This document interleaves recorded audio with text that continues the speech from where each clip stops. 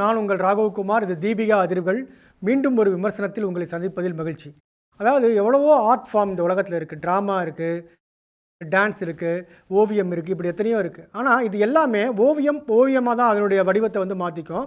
அதே மாரி நாடகம் நாடகமா தான் இருக்கும். ஆனா நம்மளுடைய 19த் செஞ்சுரியோட இறுதியில வந்து கண்டுபிடிக்கப்பட்ட இந்த சினிமான்ற இந்த ஒரு ஆர்ட் இருக்கு இல்லையா? இது மட்டும் தான் மத்த இருக்கக்கூடிய எல்லா கலைகளும், மத்த மாற்றங்களையும் இயல்பாவே தன்னை வந்து உள்ளடக்கிக்குது. அது எப்படி அப்படின்னு பார்த்தீங்கன்னா, உங்களுக்கு தெரியும். முன்னாடி வந்து சினிமா தியேட்டர்லயும், டென்ட் கொட்டகையிலும் இந்த சினிமா இருந்தது. அதுக்கும் முன்னாடி பார்த்தீங்கன்னா, ஆரம்ப காலத்தில சினிமா வந்து கேமரா எடுத்துட்டு போய் திரை கட்டி ஊர் ஊரா காமிச்சிருக்காங்க. அதெல்லாம் நமக்கு தெரியும். அதுக்கப்புறம் வந்து பெர்மனன்ட்டா ஒரு தியேட்டர்னு ஒரு விஷயம் வந்தது. அதுக்கப்புறம் இன்னைக்கு பார்த்தீங்கன்னா, ஓடிடி வந்துருச்சு. அதுக்கு முன்னாடி நம்மளுடைய டிவில இந்த சினிமா வந்து வர ஆரம்பிச்சிருச்சு. அதுக்கப்புறம் இன்னைக்கு செல்ஃபோன்ல கூட நமக்கு சினிமா வருது. உங்க ஊர்ல தானே இருக்கு. நம்ம வேலூடையானே.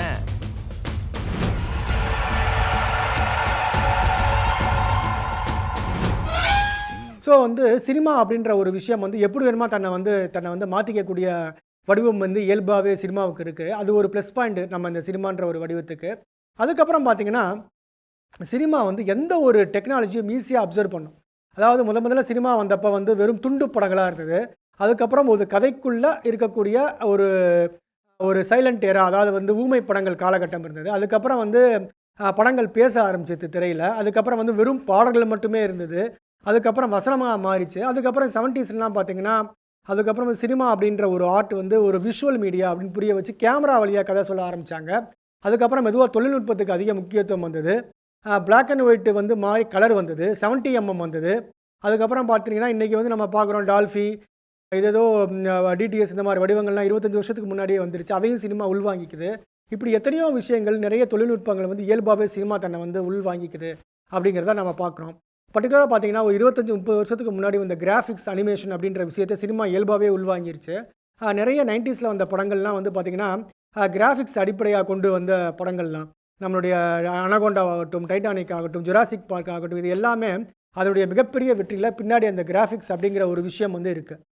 நம்ம தமிழ்நாட்டுல வந்து பார்த்தீங்கன்னா, ஜென்டில்மேன்ல வந்து நம்ம சங்கர் அத வந்து யூஸ் பண்ணாரு. அதுக்கப்புறம் இந்த காதலன் படத்துல அவருக்கு அடுத்த படத்தமான காதலன்லயும் நம்ம கிராஃபிக்ஸ யூஸ் பண்ணாரு. இந்த படங்கள்லாம் அவருடைய கிராஃபிக்ஸ்க்காக பெரிய வரவேற்பு பெற்றது அந்த காலகட்டங்கள்ல. அதுக்கப்புறம் வந்து ரொம்ப முக்கியமா பார்த்தீங்கன்னா, இந்தியன் படம் பார்த்திருப்பீங்க. அதோட அடுத்த லெவல்ல இந்தியன் படத்துல வந்து கமலஹாசன் வந்து நம்ம நேதாஜி சுபாஷ் சந்திர போஸ் அவரோட கை குடுக்குற மாரி ஒரு சீன் வந்து அன்னைக்கு தியேட்டர்ல அது பெரிய ஒரு அப்ளாஸ் வாங்குச்சு. இப்போ கிராஃபிக்ஸ ஒவ்வொரு தொழில்நுட்பமா வந்து ஒவ்வொரு படங்கள்லயும் வந்து அவங்க யூஸ் பண்ண ஆரம்பிச்சிருக்காங்க. அப்பயே ஆரம்பிச்சுட்டாங்க. இப்போ அதனுடைய அடுத்த வடிவமா ஏஐ வந்து படத்துல வந்து ஆர்டிஃபிஷியல் இன்டெலிஜென்ட் அப்படின்னு சொல்லக்கூடிய வடிவம் வந்து இன்னைக்கு படங்கள்ல வந்து யூஸ் பண்றாங்க. அது ஹாலிவுட் படத்துலயும் பண்றாங்க. நம்ம இந்திய படங்கள்லயும் பண்றாங்க. இப்போ இப்போ ஒரு படம் பார்க்க போறோம். படைத்தலைவன் அப்படின்ட்டு. அது விஜயகாந்தனோட பையன் சண்முக பாண்டியன் நடிச்சிருக்காரு.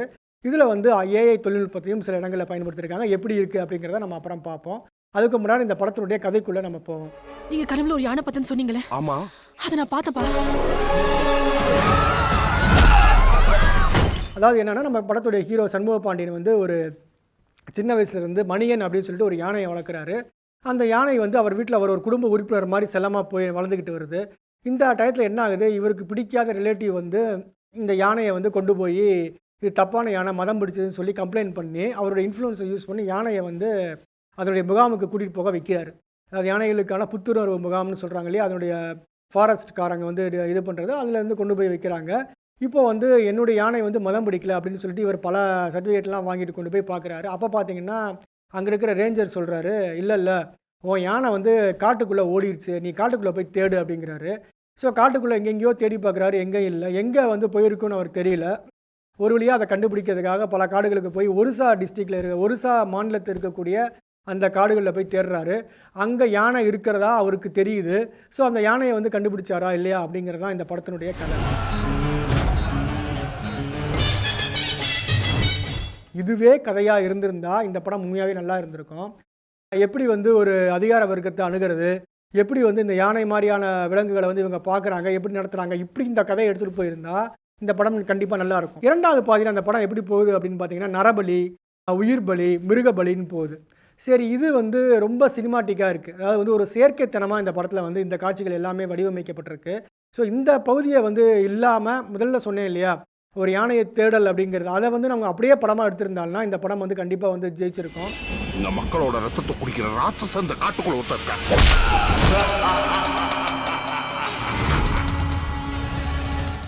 இரண்டாவது பாதியில் அவங்க என்ன பண்ணுறாங்க, அந்த படத்தை வந்து எதையோ ஒன்று பண்ணணும் அப்படிங்கிறதுக்காக எதையோ அந்த பலியிடுதல் அந்த மாதிரி போய் வேறு மாதிரி ஒரு ஒரு ஒரு ஒரு மட்டமான ஒரு மசாலா படத்தை வந்து கொடுக்குற மாதிரி அந்த படத்தில் வந்து கொடுத்துருக்காங்க. சண்முக பாண்டியனோட நடிப்பு எப்படி இருக்குது அப்படின்னு பார்த்தீங்கன்னா, இதுக்கு முன்னாடி நடித்த படங்களில் வந்து இவருடைய நடிப்பு ஓரளவுக்கு பரவாயில்ல, கொஞ்சம் ஸ்ட்ரெயின் பண்ணியிருக்காரு. இவருக்கு ஆக்ஷன் நல்லா வருது, இன்னமும் ஆக்டிங் வந்து அவர் நல்லா பண்ணணும். ஏன்னா இது அவருடைய ஆரம்பகால படம் தான். ஆனால் இது வந்து இந்த நடிப்பு வந்து இதுக்கான ஒரு இன்னும் வந்து போராதுன்னு தான் சொல்லணும். இன்னும் வந்து அவர் வந்து நிறைய படங்களில் வந்து நல்லா நடிக்கணும். இன்னும் வந்து அவர் வந்து கற்றுக்கணும். நிறைய இதை வச்சு நடிப்பை பற்றிய நுணுக்கங்கள் இதெல்லாம் வந்து கற்றுக்கணும் அப்படிங்கிறத நம்ம கூட பார்க்குறோம்.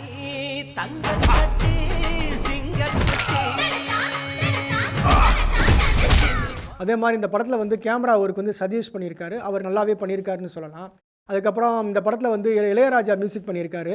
ஆனால் இளையராஜாவுடைய மியூசிக்கில் பாடல்கள் பெரிய அளவில் வந்து நம்மளை வந்து ஈர்க்கலை. ஆனால் பின்னணி இசை வழக்கம் போலவே அவருடைய முத்திரையை வந்து பின்னணி இசையில் வந்து பதிச்சிருக்காருன்னு சொல்லலாம். இந்த மாதிரி படத்தில் பல விஷயங்கள் இருந்தால் கூட நடிப்பை பொறுத்த வரைக்கும் நம்மளுடைய கேஜிஎஃப் ராம் அவர் வந்து நல்லா பண்ணியிருக்காரு, வில்லனாக நடித்தவர். அதுக்கப்புறம் வந்து நம்ம அருள்தாஸ், கஸ்தூரி ராஜா இவங்கன்னா ஆவரேஜாக பண்ணியிருக்காங்க. மற்றபடி நிறைய கேரக்டர் படத்தில் இருந்தால் கூட பெரிய அளவில் அந்த கேரக்டர் வந்து நம்ம மனசில் வந்து ஈர்க்கலை.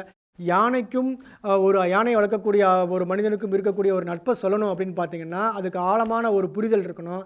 யானையை பற்றிய ஒரு ஸ்டடி இருக்கணும். இதெல்லாம் இருந்தால் மட்டும்தான் அந்த படங்களை வந்து நம்ம கை வச்சுருக்கணும். ஏதோ ஒரு பழைய படங்களில் விட ரொம்ப ஒரு சுமாரான படமாக இந்த படம் வந்து வந்திருக்கு அப்படின்னு சொல்லலாம். அதில் பர்டிகுலராக பார்த்தீங்கன்னா ஏஐயில் கொண்டு வர்றேன் அப்படின்னு விஜயகாந்தை கொண்டு வர்றாங்க. இந்த விஜயகாந்தை பார்த்தா இவர் விஜயகாந்த் தானா அல்லது வந்து நம்ம வில்லன் நடிகர் பொன்னம்பலமான்னு சந்தேகமாக வருது சில இடங்களில். ஏன்னா இவர் அந்த மாதிரி உருவாக்கி வச்சுருக்காங்க. ஏதோ ஒரு பொம்மையை கார்ட்டூனில் பார்க்குற மாதிரி தான் அந்த ஏஐ இருக்குது.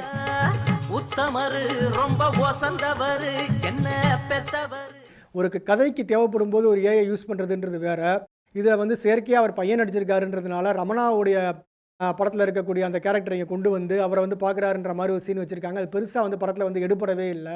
ஆனால் விஜயகாந்தை வந்து அதான் நான் ஏற்கனவே சொன்ன மாதிரி ஒரு பொம்மை மாதிரியும் இல்லை ஒரு வில்லன் நடிகர் பொன்னம்பலத்தை காட்டுற மாதிரியும் காட்டியிருக்காங்க.